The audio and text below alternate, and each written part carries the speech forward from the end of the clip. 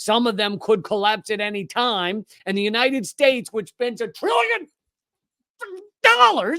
a year on military, won't spend the money to make our bridges not folly downy. And when I first saw that bridge collapse, if you know enough about capitalism, if you know enough about a waning empire, if you know enough about the corruption within the regulatory system of our government, of our infrastructure, if you know enough about that, you go, I bet you at the heart of this, there is something about putting profit over all else. There is something about not caring if shit is safe and just wanting to get as rich as possible. I bet you somewhere in there we'll find it. I mean, it really is a representation of the U.S. empire at this point. I think they should just play it on loop behind the White House spokesperson. She should never mention it. Just go up there, just looping behind her, say, this is where America's at. I have new information today, just come out today, of the cause of this massive collapse that killed 6 or 7 workers. The revelations about what caused it are shocking and not shocking at the same time. They're not shocking if you understand how capitalism works. They're not shocking if you understand at what point the U.S. empire is. It is not shocking, but in certain ways it's shocking. There's multiple causes. Let's start with this one. From The Lever, which, yes, sounds like a cleaning product. The feds had recently hit the cargo giant who owns the ship, the cargo giant in Baltimore disaster, for silencing whistleblowers. And not that it matters, folks, but I am in Baltimore. So this is my hometown where we see this horrific collapse. Scott Key Bridge in Baltimore was recently sanctioned by regulators, not the bridge, the cargo ship company, for blocking its employees from directly reporting safety concerns to the U.S. Coast Guard in violation of a seaman whistleblower protection law, according to regulatory filings. I'm going to do everything I can through this segment to not make a seaman joke, okay? That's going to be go. I just want you to know that fight, I'll be having that fight in real time. 8 months before a Maersk Line limited chartered cargo ship crashed into the Baltimore Bridge, likely killing 6 people and injuring others. It did kill 6 people. They've been underwater for the past 3 days, so I don't think they're going to find any guys just hanging out down there. The Labor Department sanctioned the shipping conglomerate for retaliating against an employee who reported unsafe working conditions aboard a Maersk-operated boat.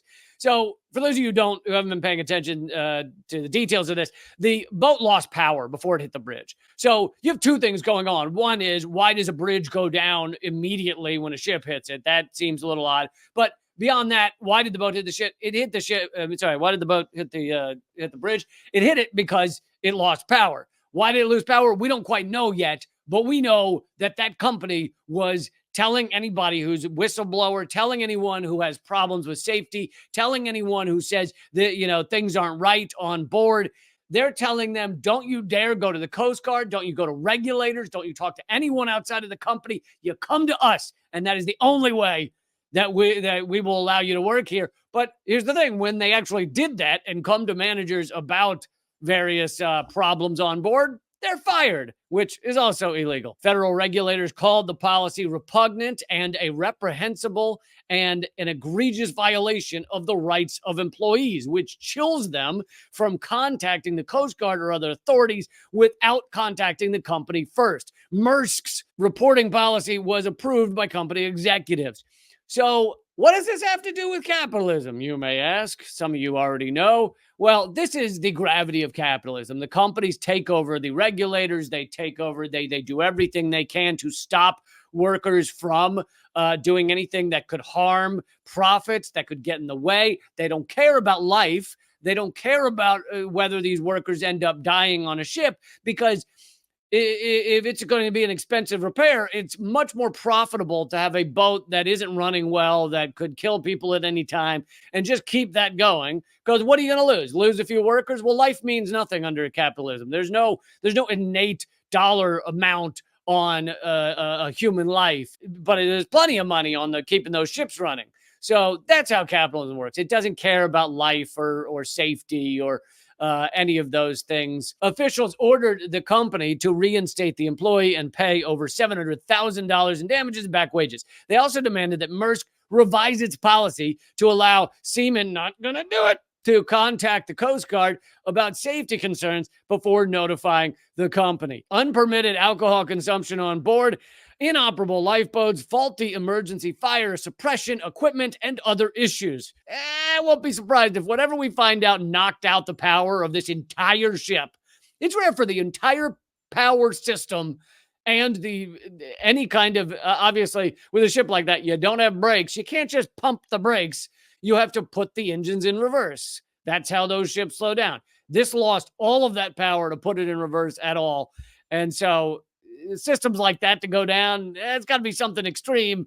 And I wouldn't at all be surprised if it's a problem that they knew about for a while. Okay, so there's one aspect of how you see that the economic system in which we live, the regulatory system in which we live, allows for these horrific accidents. But there's more, and this has more to do with the U.S. empire, which, of course, is inextricably linked with unfettered capitalist destruction of our world, or at least not negligence of our world. Why, when a ship hits a bridge going 9 miles an hour, apparently, does it take down the entire massive structure? You'd think when these bridges are built, they think, hey, could something bump into it one day? Could a whoopsie happen and something bump it? I mean, we're very lucky that it happened at 1 a.m. If that had happened at a regular hour, there would have been, who knows, 1,000 people in the water. Who knows how many dead due to the freezing cold waters, etc. Why did the bridge collapse so easily? Well, this blew my mind, this image. That tiny little speck next to the number 1972, that's the year this bridge was built. And the speck next to it is the size of the average container ship. That little tiny,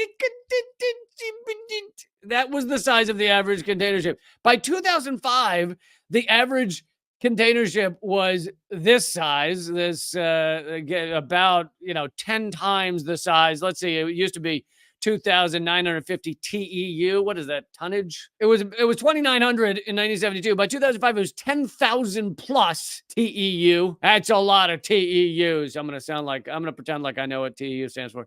Tonnage, something. That was the average by 2005. In 2021, and that was also apparently the size of the ship that hit the bridge.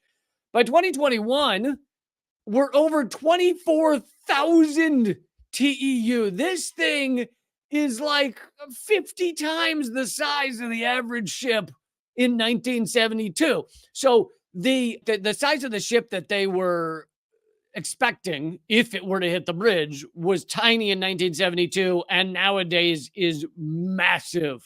But there's more, because bridges might not have been built to deal with these kind of ships, but you can add things, surprise, surprise, to the bridges to protect them from these gigantic ships. The collapse of Baltimore's bridge Tuesday after the collision could have been mitigated with simple fenders that have been a standard issue on new bridges since the 1990s. Now, of course, this is not the type of fender you're picturing.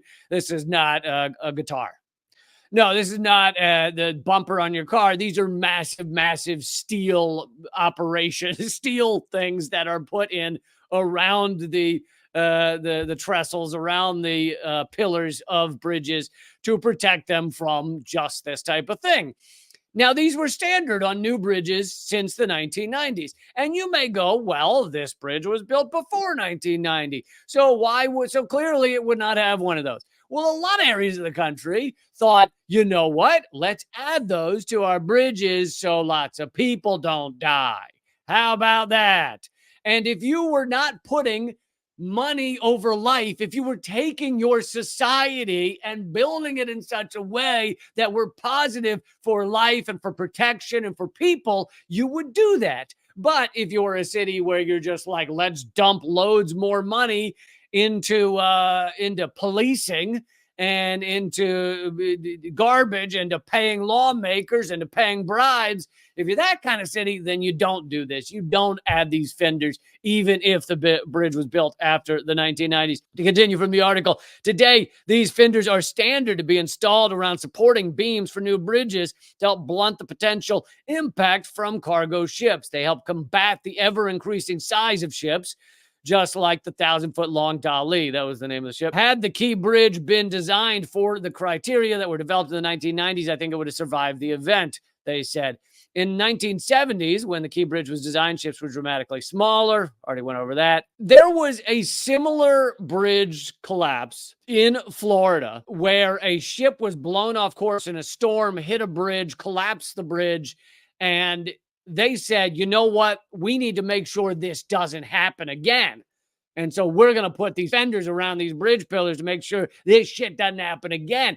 But here's the thing. Here in Baltimore, they couldn't have known to do that because that similar accident only happened in 1980. In 1980, we saw this exact thing happen. And a lot of places around the country said, oh, well, we're going to start putting in bigger fenders to stop this from happening. Here in Baltimore, apparently, they thought, screw it, let's just take our chances, even though this is one of the most active ports in the world. By the way, some good news from this. Something like 20% of all coal exports out of the United States go out of this port, and right now they can't leave. In 1994, the group that sets the standards for road and bridge construction, the American Association of State Highway and Transportation Officials, issued new regulations requiring devices like fenders wherever bridges are not designed to resist vessel collision forces. And, you know, when you first see an accident like this, everyone goes, well, there's nothing we could have done to stop that. Some states have begun to retrofit all their bridges with fenders. But again, this comes back to a few things. One is the amount of money that needs to be spent. Cities and towns don't want to spend it because this is the United States. We don't spend money on infrastructure. We have 55 to 60,000, you heard that number right, structurally deficient bridges across this country, meaning bridges that are not doing well. Some of them could collapse at any time. And the United States, which spends $1 trillion a year on military, won't spend the money to make our bridges not folly downy. How egregious is that? I've often said that the base level of a society, of whether a society cares at all, is successful at all, is anything, is whether it creates the infrastructure for its people where they're not drinking poisonous water and they're not driving across bridges that are collapsing. That's just base level. Step one of a society. And of course, I'm throwing that accusation at all of our lawmakers, but of course it goes deeper than that. It is systemic. This is how the system works. The system puts money over all else. The system rises psychopaths to the top where they make the decisions. If you are not incredibly wealthy, let's remember that the two people that spend the most on any election win the election 100% of the time. And the person that spends the most wins the election 90% of the time in the House and over 80% of the time in the Senate. So this is a money-bought system, and it does not care. It cares very little about human life. And where it cares about human life, it's usually like the exception that proves the rule, or a happy accident, a happy side effect that a company realized they could make some money by creating safety dividers on highways or something. It's usually like a side effect, like a lucky side effect, or a company realized that they could make some money by putting out a type of food that had less pesticides in it or fewer chemicals. And so they make money doing that. That's not because this system rewards health. It's because someone realized they could make a buck from making something safer or healthier. It's all systemic. Please take a moment, folks, to click thumbs up and share, and let your friends and your enemies, especially let your enemies, know that this is where you get your antidote to our always garbage corporate media.